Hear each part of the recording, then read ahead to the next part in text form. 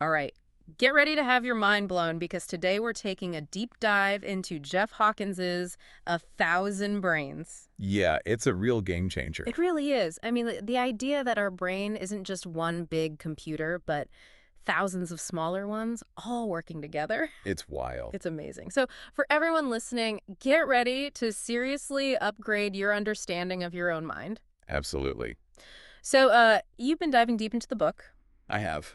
What are some of your initial thoughts on, like, the core of the theory itself? Well, I think the biggest takeaway is that it really challenges that traditional idea we have of the brain as this like single CPU. Right. It's not like one central processing unit. It's more like a network. Yeah, a network of thousands of these little, almost like specialized units. He Exactly. calls those cortical columns, right? Yeah.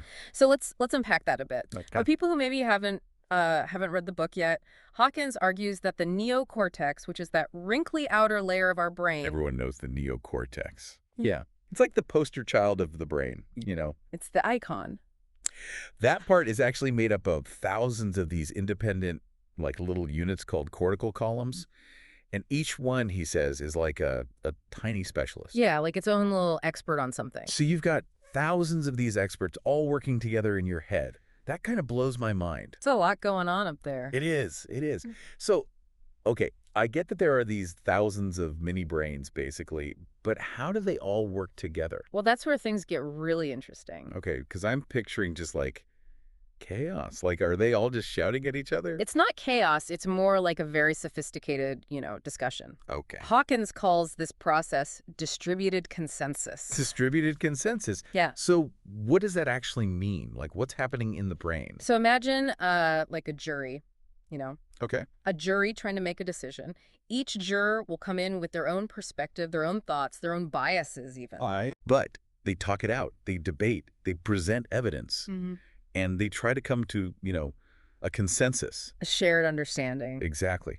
And that's what's happening in your brain all the time. Yeah. These cortical columns, they're constantly comparing notes. So they're all kind of like, hey, I think this is what's going on. Yeah, exactly. What do you think? And they come to a unified view. They eventually reach this consensus, this unified perception of the world. Okay, so it's not chaos up there. No. It's more like a very organized kind of democratic system. Yeah.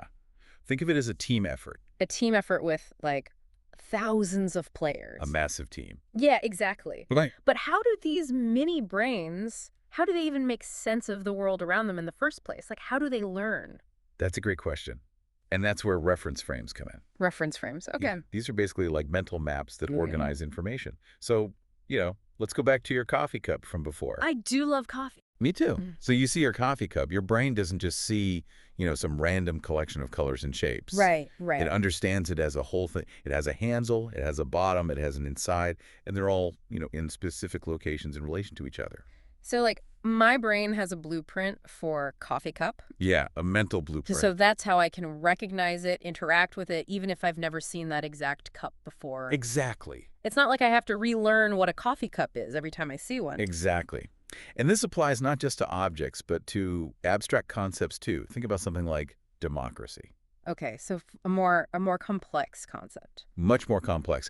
But your brain can take all these different ideas like voting and representation and government, and it links them all together to create a reference frame for democracy. So it's like a framework of understanding. Precisely. Wow. So we're walking around with all these mental maps, these reference frames for everything we encounter, and those are constantly being updated. Exactly. And that's what Hawkins says is Yeah. like the key to intelligence itself.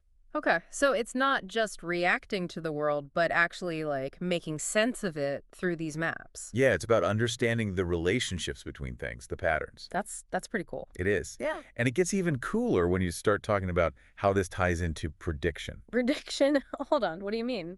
Well, Hawkins argues that intelligence isn't just about understanding the world as it is. It's about predicting what will happen next. So he's saying my brain is like a fortune teller. In a way, yes. Think back to the coffee cup. Okay. When you see it, you're not just recognizing it visually. You're also predicting how it will feel in your hand. how heavy it will be, even what sound it will make if you tap it. Right, right. I can imagine all of that. And all those predictions are based on your reference frame for coffee cup. So if I pick up the cup and it's made of like some weird super light material, I'd be surprised. Exactly. Because your prediction was wrong. My brain's like, wait a minute, this isn't right. And that's a signal that your model needs updating. So it's a constant cycle of prediction and updating. Exactly. And that's how we learn, how we adapt to new situations. That's amazing. So does he talk about how this relates to like actively learning new things? Could understanding reference frames actually help us learn more effectively? He definitely touches on that. Mm. He argues that, yeah, creating strong, detailed reference frames is super important for understanding. So it's not just about like memorizing facts. Oh, no, It's no. about building this rich network of understanding. Exactly. The more connections you can make between things, the more effectively you'll learn. That makes a lot of sense. It's like I'm thinking about some of the AI systems that are out there now that can generate like realistic images and stuff. Mhm. But do they truly understand what they're creating? That's a great question. Mm. And it leads us to what Hawkins says is a major limitation of current AI. Okay. He thinks that, most AI systems are great at specific tasks, but they don't have that general intelligence that humans do. Because they don't have those reference frames. Great. They don't have that same world model built on these flexible, adaptable reference frames that we have.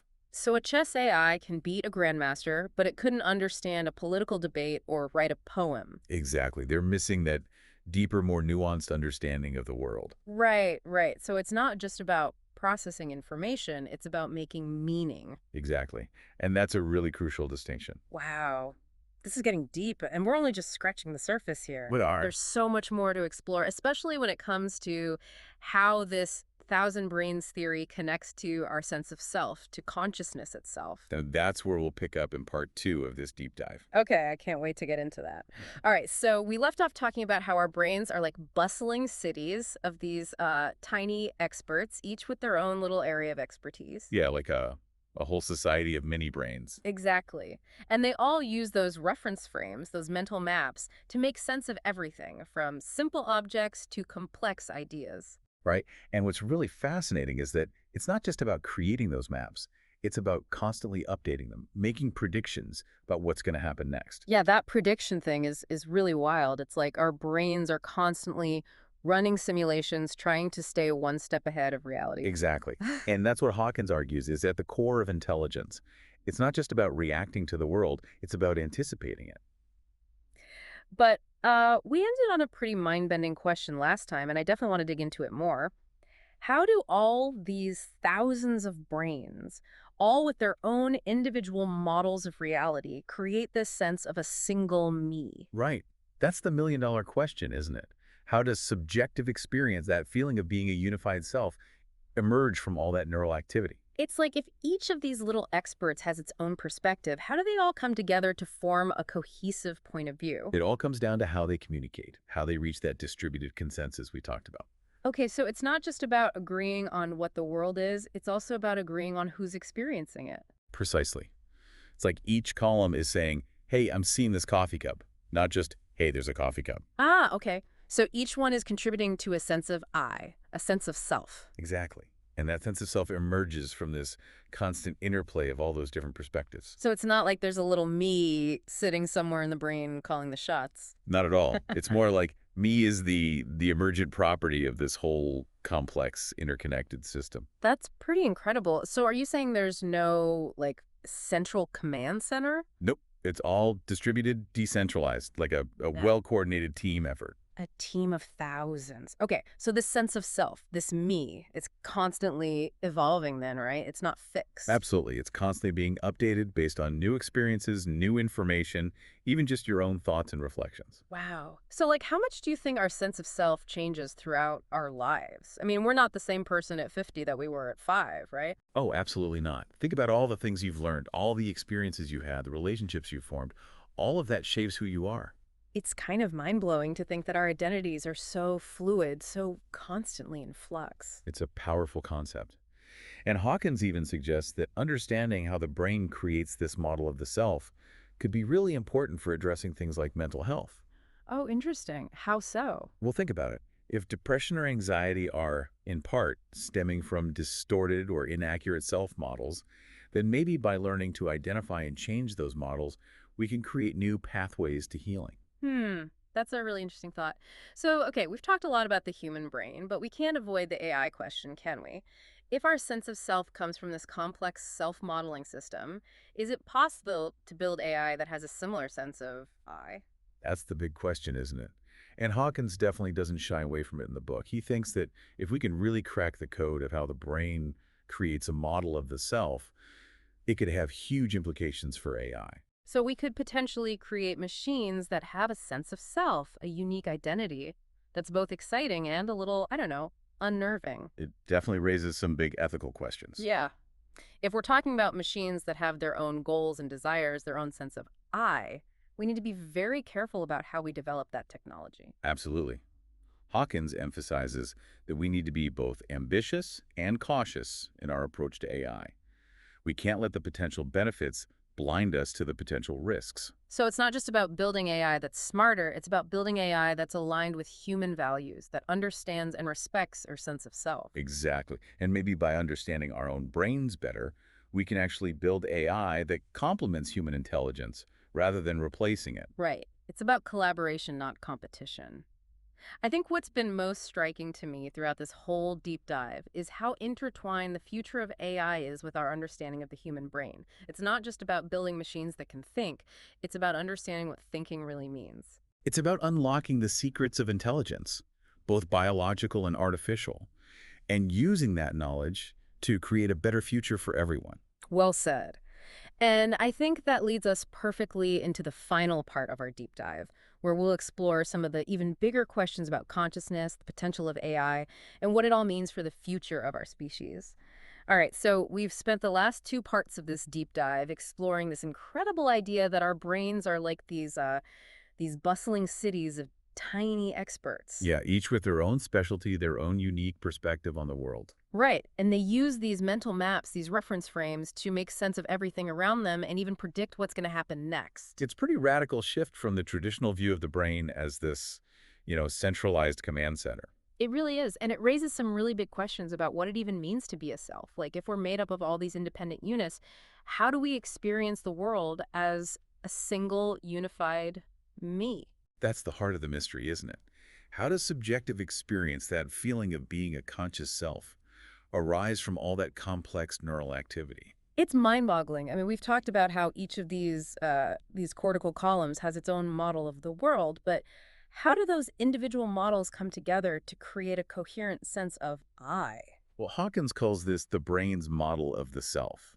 And just like any other reference frame, he says it's constantly being updated and refined. So it's not like we're born with a fixed personality or identity. Nope. Our sense of self is actually evolving all the time, shaped by everything we experience, everything we learn, even just our own thoughts and reflections. That's kind of amazing, isn't it? It means we have this incredible potential for growth and change throughout our lives. It does. Yeah. But it also puts a lot of responsibility on us to make choices that shape that model of the self in positive ways. So if I'm constantly updating my model of me, I better make sure I'm feeding it good stuff. Exactly. Garbage in, garbage out, as they say. That makes sense.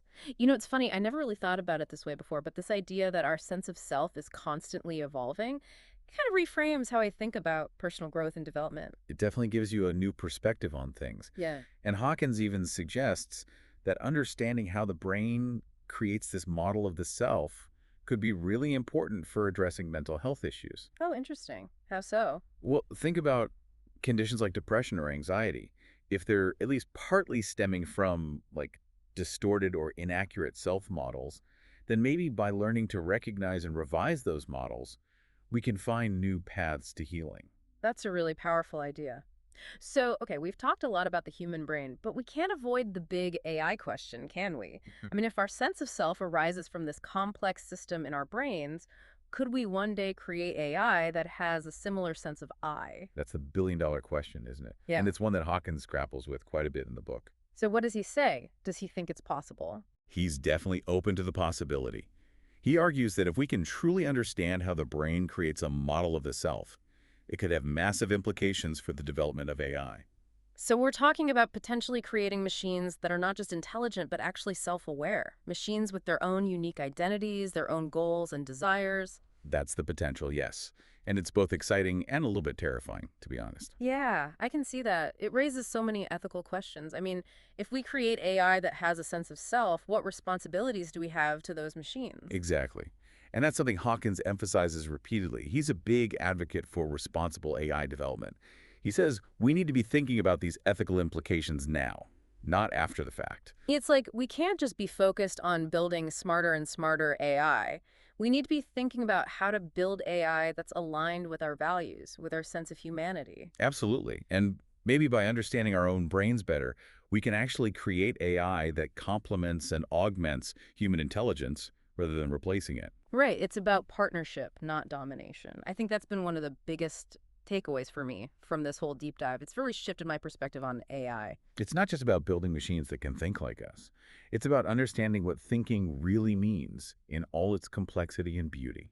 Well, I think we've covered a lot of ground today. We've explored how our brains create a model of the world, a model of the self, and ultimately a model of the future. And this is one thing I hope listeners take away from this deep dive. It's that the human brain is far more complex and amazing than we often give it credit for. Absolutely. So, if you're ready to have your mind blown and rethink everything you thought you knew about intelligence, I highly recommend checking out Jeff Hawkins's A Thousand Brains. It's a truly thought-provoking read. And as we wrap up, I want to leave you with this. If our brains are capable of creating models of anything, from a simple coffee cup to the vastness of the universe, then what are the limits of human potential? What will you choose to create with the thousand brains within you?